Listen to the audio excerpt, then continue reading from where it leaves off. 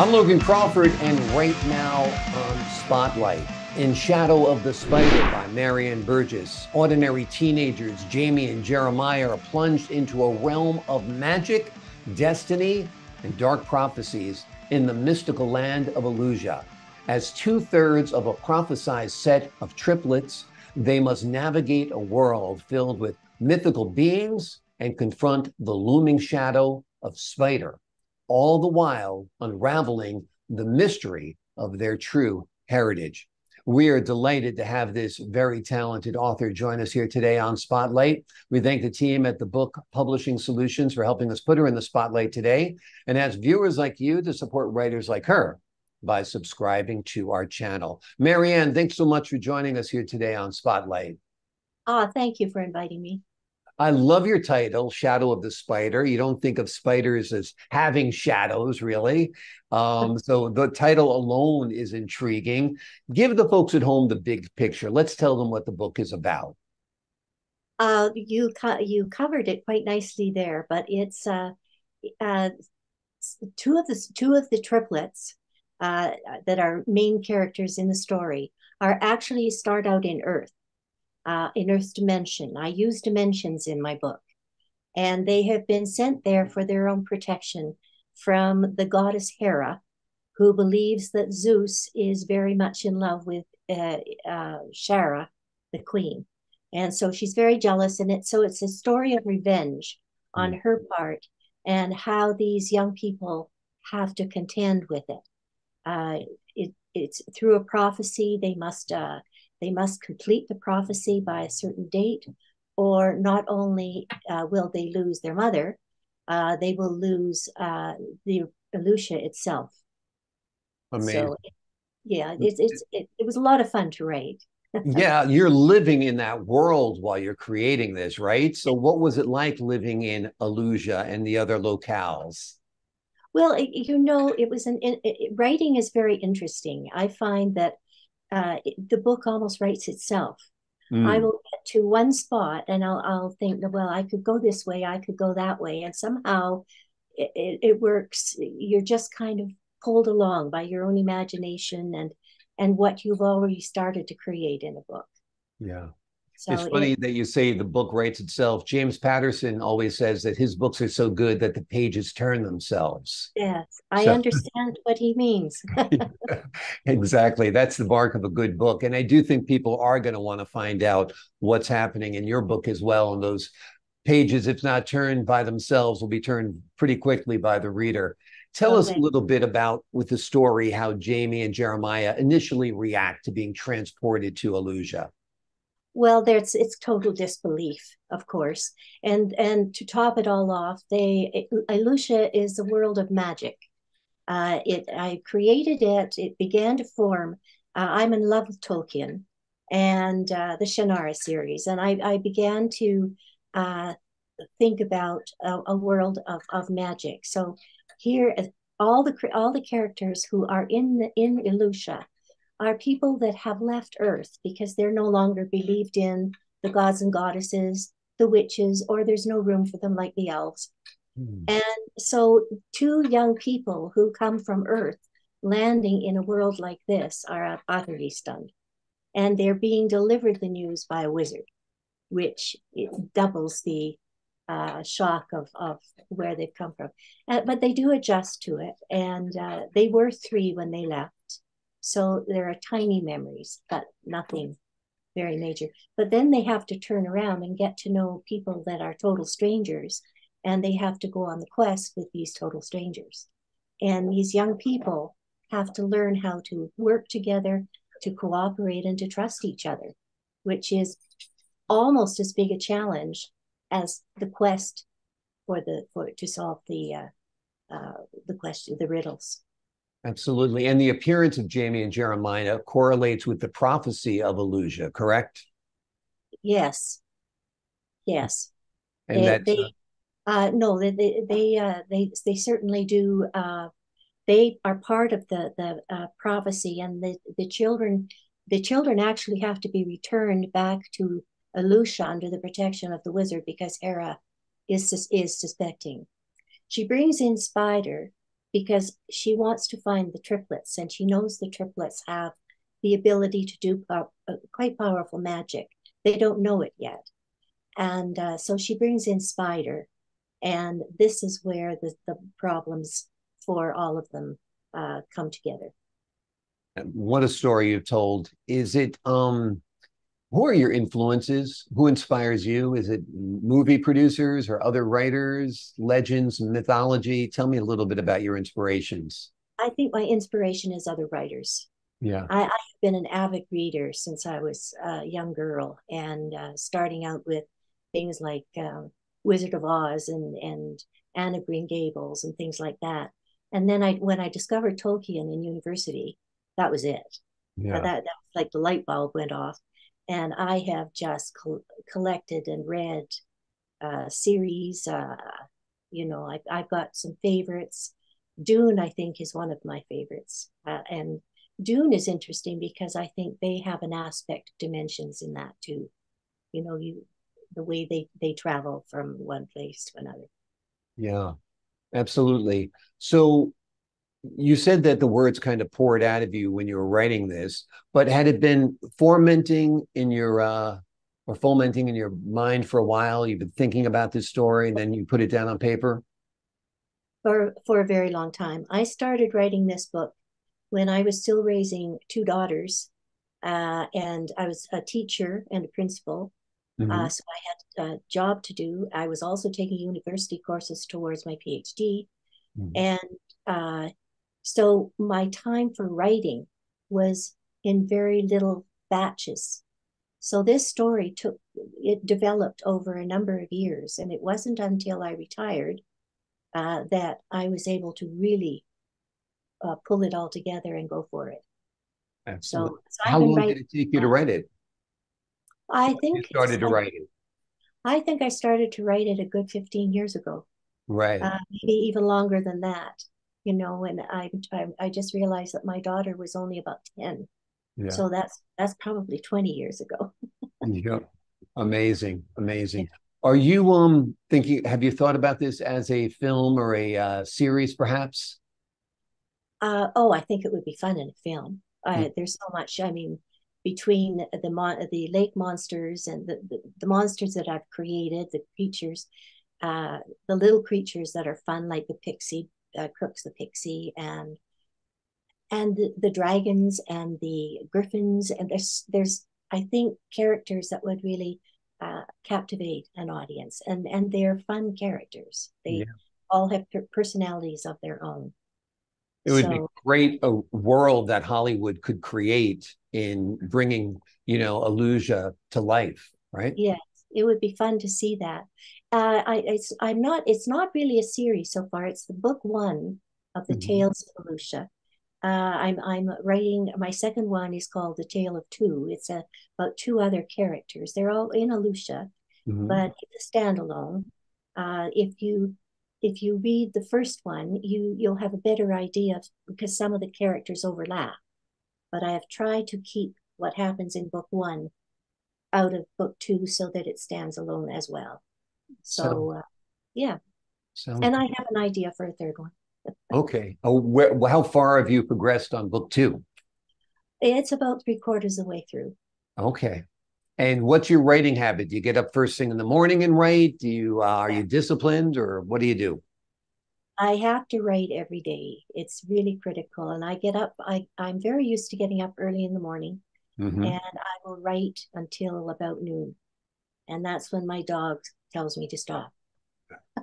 Well, obviously you and I don't have the same dogs because my dog gets me up around 5:30 in the morning. I need a dog that doesn't wake up till noon. That'd be great. But I have a Jack Russell Terrier. They're known to be a little bit crazy. So that's how I spend my mornings. I used to spend my mornings writing, but then I got a Jack Russell Terrier. I'd be a world famous novelist if it was my If dog. it wasn't, there's mine. She's, She's acknowledging that you're talking about her. yeah, Yeah, it's yeah. amazing. Amazing. If we're not giving away too much, can you tell us a little bit about the third triplet? Uh, the third triplet, yes. there are two twists in the story. I have to tell you that the book has two plots that run side by side, and they have to come together at the same time at the end of the book. So coordinating the two stories so that they were in alignment all the way through was funny. And keeping the secrets, there are two major secrets. Actually, there's three secrets in the book, twists in the book that come at the end. So what you have been seeing all the way through might not be what the actuality is. And that is in regards to the triplets, and it's in regards to the spider herself. Wonderful, wonderful. Who was your first reader? Who did you first give this book to and say, hey, what do you think? My husband. Okay. And what did he think? And he liked it. He Okay. liked it. He's not really a fantasy fan, Right. so he's more into the history of the Civil War and that kind of thing. He is a historian. He was a history teacher. Mm-hmm. So he's more into that, but he's very, very good. He's editing my second book for me. And Wonderful. yes, which is a wonderful help because that way he doesn't hold back, and that which is great. So he was my first reader. My second reader was my daughter, my younger Mm-hmm. daughter, loves fantasy. So yeah.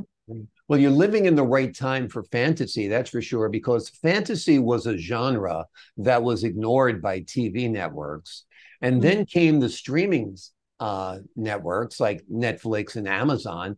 And I would say about 50% of what they produce falls under the realm of fantasy, don't you think? Yes, I think so. Yeah. I've noticed that. Yeah. I Well, maybe I have a theory about that. I think that with the state of the world right now and the things that are happening all over the world, I mean, we've just lost Maui. We are losing the northern part of the Northwest Territories right now. Uh, with everything that's going on, maybe people are turning more and more to fantasy. Uh, it's just my theory, but I think As an that escape, you mean? yeah, I think as an escape to something that I don't know about you, but when you're watching movies, I love to watch movies that I'm escaping to. Right. Uh, you're escaping into, and you become part of the movie itself. And I think that happens in books, no matter what genre you're reading. Right. Uh, that happens to readers, but I think that's why fantasy has really taken off. People need a little bit of something more in their world Yeah. right now, and I think that's Yeah, just a thought. that's a good theory. It's as good as any. I think people always enjoyed fantasy. I just think it was ignored by the networks. I think the network executives tended to be kind of lazy and saw what worked, family dramas, situation comedies, cop show, medical drama. And Mm-hmm. then came the Netflix of the world and the Prime videos of the world, and they weren't confined to having just, you know, 4 hours of programming a night. They have endless programming. So, fantasy has finally found its way, but certainly perhaps pushed along by the fact that people want to escape our existence. It's interesting, though, you said before, I believe that Wizard of Oz was one of your influences growing up. Yes. Yeah. And I Oh, think, go ahead. as a teacher, I used to.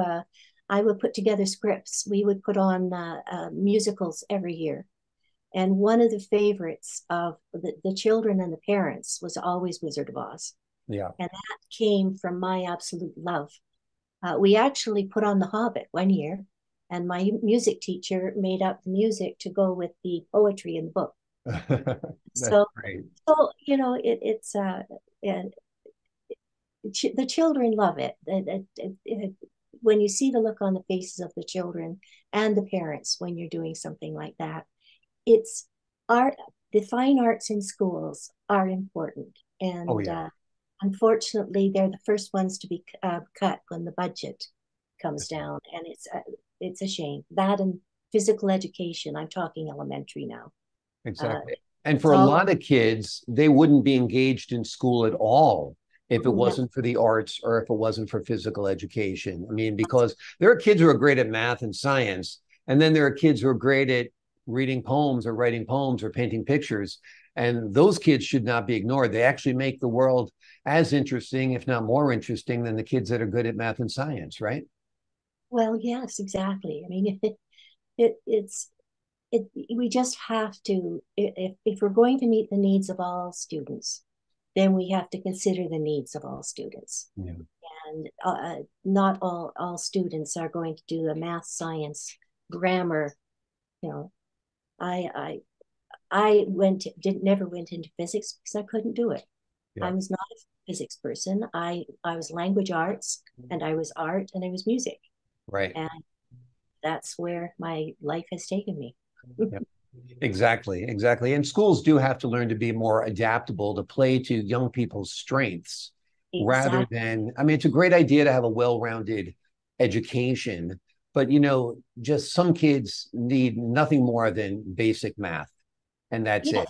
They don't need geometry and trigonometry. It's really going to do absolutely nothing for them other than mess up their grade point average, Mm-hmm. without a Yes. doubt. Let's turn back to your book and talk about the evil goddess who has cursed Eleusia. Tell us a little bit about her and what her Oh, motivation Hera. is.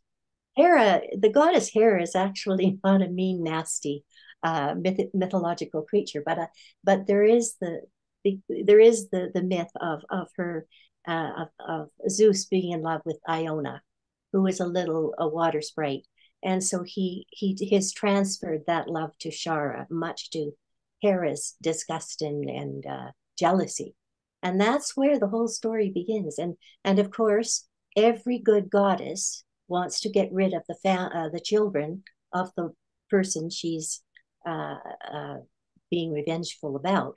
So that's why she goes after the triplets. She wants them out of the way. And when the six young people go into Aradel, which is where they have to solve the riddles, Mhm. um, at every point that she can do it, she tries to trap them or trick them. And Shadow or Spider is having assistance from two witches from an area in Eleusia where all the evil magicians went when they all arrived. So these poor children have caught it coming left, right, and center on top of the creatures that they meet in there anyway. So it's quite a challenge for them. It's quite a challenge, and I enjoy challenging them. Absolutely, absolutely. Is there a moral to the story? I think my moral is, and it's mainly for young people, and I wanted to show how the journey that the children took, the teenagers took, from being strangers and being critical of each other and not trusting each other and actually being extremely nasty to each other, and how they learned as they went through this that they had to learn to cooperate, work together, and trust each other in order to get it done. And it's kind of the message that I wanted young people to see. If there's a moral to it, that would be it. Just showing them how these six young people dealt with it. The importance of teamwork. Mm-hmm. That's basically what you're saying, right? And the other moral is never go near a nasty goddess. Exactly, exactly. Are there elements of Greek and Roman mythology in the world of Eleusia? Oh yes, yes. The actually, their Zeus actually deals with his wife at the end of the book, and oh yes, and uh, let's see who the it's a very strong part of it is because Hera is really the part, and Zeus really are, but Mercury plays a part. Hermes, the trickster, so he's involved as well. So, oh yes, I love the myths. Yeah, So I couldn't write a book and pass them by. absolutely. The themes of destiny versus free will are explored in your novel, correct? Uh, yes. In what way would you see Well, that? there with the prophecy, it kind of seems like there's a destiny, but Oh, then there's yes. also free will involved, right? Yes. They have no choice about prophecy. It must be met. The demands of the prophecy must be met, or the results are going to be devastating for all concerned. So yes, but how they go about it is entirely up to them, and they make decisions. They have to make some uh, pretty definite decisions at certain points in the book, and it shows how they do that and how they work around it. Sometimes, at one point, Jeremiah, one of the triplets, is taken. He's captured by a dragon, and so, and they deep in the backs of their minds, they know that if anything happens to any one of them, the quest is done. They have to have the six start and end together, and so there are times when one goes missing or two go missing, and they have to kind of spin around and do plan B as opposed to plan A. Absolutely. Before we leave you today, is there anything you'd like the audience to know? I would just like the audience to, if they to enjoy the book, to enjoy the characters that were so much fun to create. I I the work that has been done by my publishing company has been of great help, and so I think I feel that the help that they've given me has given me a book that is really tight. It's the characters really shine, I think, in it, and I want them to really just enjoy it. It's a fun story. It was fun to write, and I think it's fun to read. It is indeed a very fun read, a world to be immersed in, a world to be, explored, a world to be awed by. The name of the book is Shadow of the Spider by Marianne Burgess. It's a story of two ordinary teens, or seemingly ordinary teens, Jamie and Jeremiah, who are plunged into a realm of magic, destiny, and dark prophecies. It's a wonderful read, and it is highly recommended. Marianne, thanks so much for joining us here today on Spotlight. Oh, thank you for having me. I thoroughly enjoyed it. I enjoyed it as well. And to the folks at home, I'm Logan Crawford, thanking you for your time this time. Until next time on Spotlight.